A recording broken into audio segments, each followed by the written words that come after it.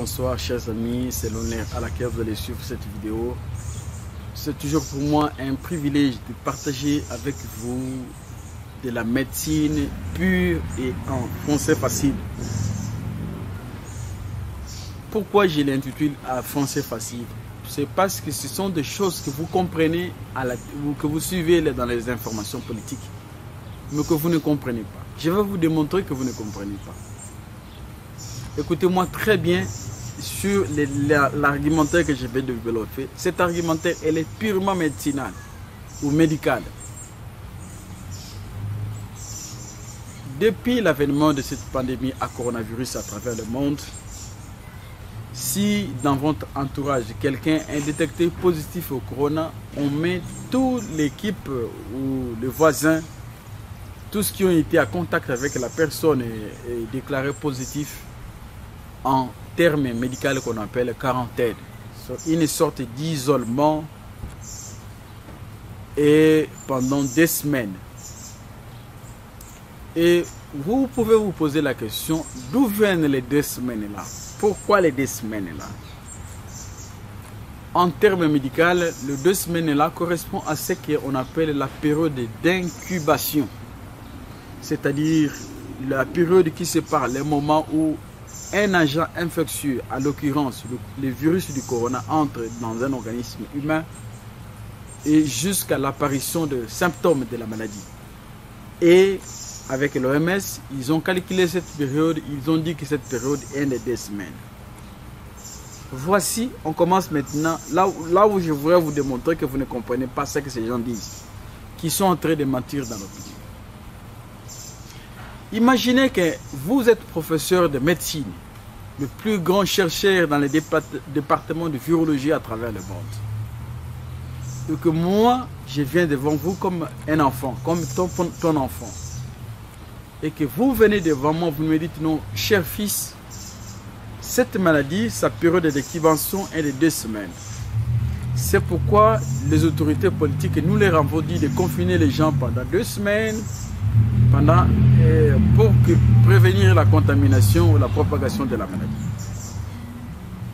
Et que après que vous ayez confiné les gens, comme dans les pays européens où les gens ont le moyen de rester chacun à son propre moyen de transport, les gens ne sortent pas, les églises sont fermées, tout est fermé. On fait un blocus à 100%. 2 semaines. Ça veut dire quoi? Écoutez-moi très bien, la période d'incubation. Parce que je voudrais vous démontrer comment ces gens sont en train de diffuser le mensonge, mais sans que on ne se rende pas compte. Ça veut dire quoi? Si du moment où le virus entre dans vous, jusqu'à l'apparition de symptômes, cette période-là doit être en dehors de 2 semaines, ça veut dire quoi?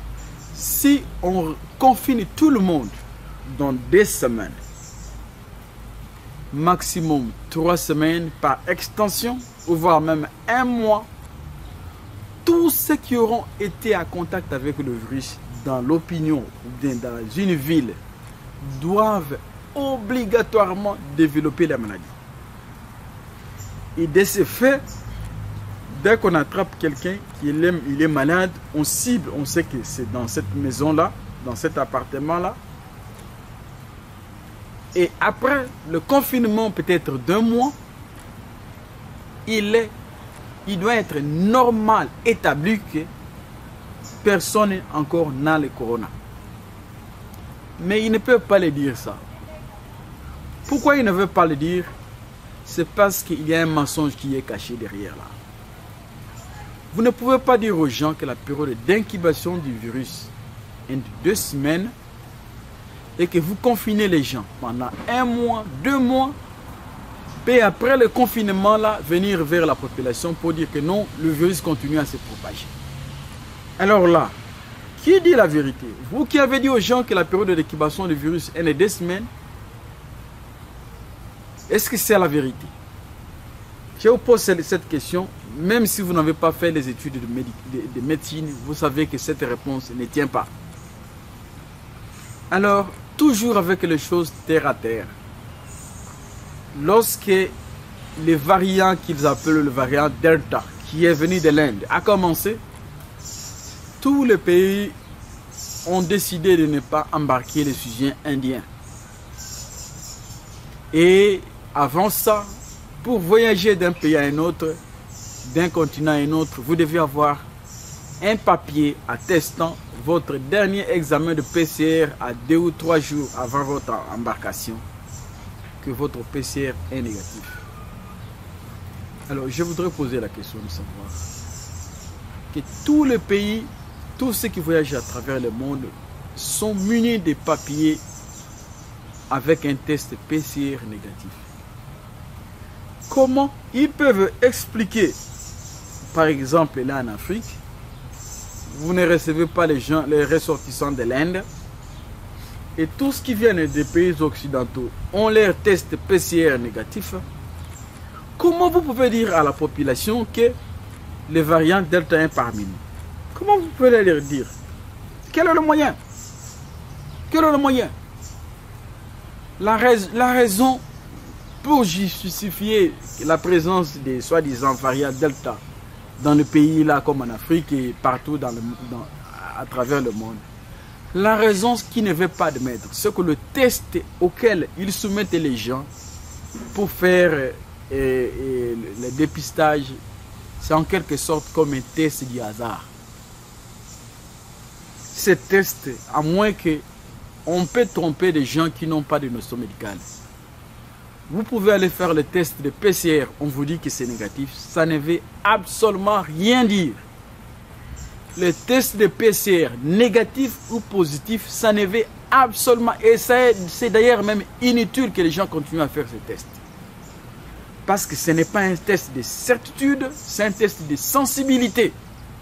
Et qui dit sensibilité, ça veut dire que le test peut être positif, même devant quelqu'un qui n'a pas le corona. On fait un test, à cause de la sensibilité, le test donne le résultat positif. Et ce test peut être même devant des personnes qui ont le corona et donner des réponses négatives.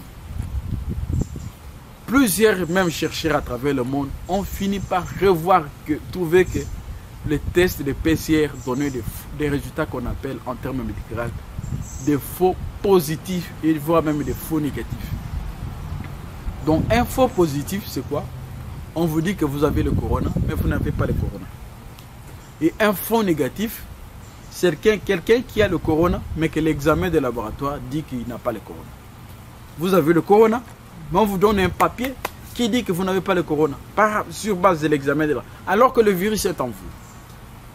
Ce qu'ils ne veulent pas dire aux gens, parce qu'on est dans une série de manipulations, de mensonges, d'erreurs sur erreurs, c'est que la période d'incubation, lorsqu'un virus entre dans vous, il prend une période pour se répliquer. Et il doit atteindre soit une certaine concentration X pour que le soit détectable. C'est comme par exemple une femme enceinte. Si une femme enceinte tombe enceinte aujourd'hui, au jour 0, vous pouvez aller dans le monde entier, il n'y a aucun examen médical qui peut prouver que cette femme est enceinte. Au jour 1. Aucun examen médical. C'est exactement la même chose. Vous faites votre test PCR, on dit que c'est négatif. Alors que vous avez le virus en vous et vous allez vous promener d'un pays à un autre. Vous transmettez la maladie. Et là, parfois, on peut faire même un autre test. Toujours, on est entré dans les séries d'erreurs en erreurs. Et mes chers amis, je ne suis pas un grand scientifique. Mais j'essaie de vous amener à des choses simples. Vous faire analyser le mot quarantaine en 2 semaines. Comment vous avez confiné les gens?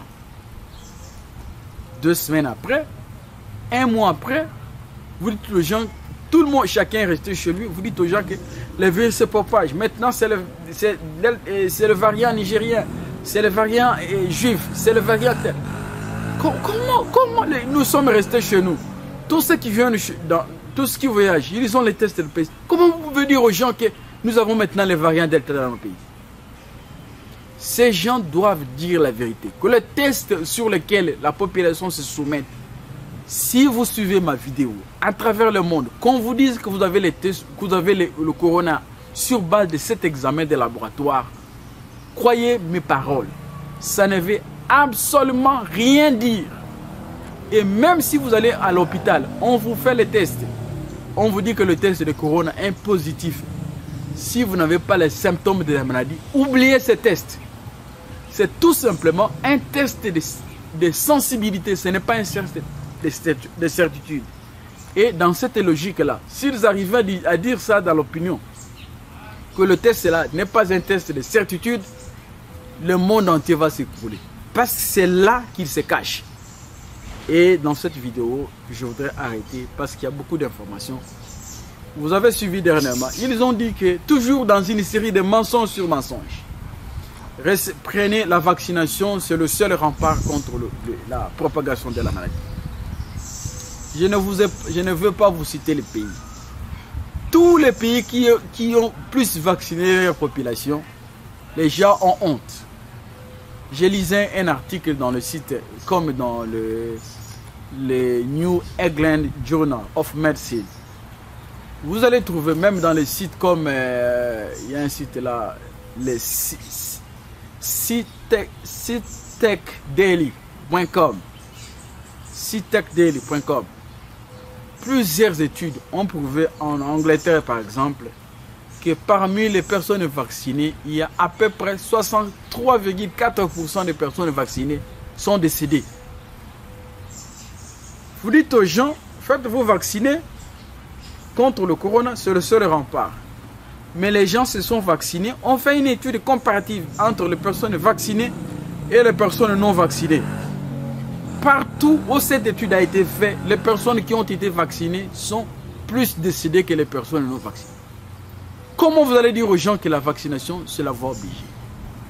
Et ce que je vous dis ici, vous pouvez les tester.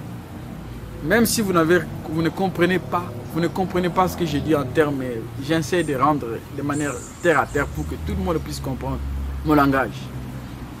Ce n'est pas parce que vous voyez un blanc avec de longs cheveux là, de barbe, qui dit, soit il parle anglais et vous ne comprenez pas ce qu'il dit et vous tombez dans le complexe que les paroles du blanc, c'est ce qui est sage.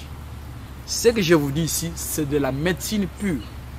Et je défie quiconque suivra cette vidéo. Professeur de médecine avec le dernier titre de médecine qu'il a.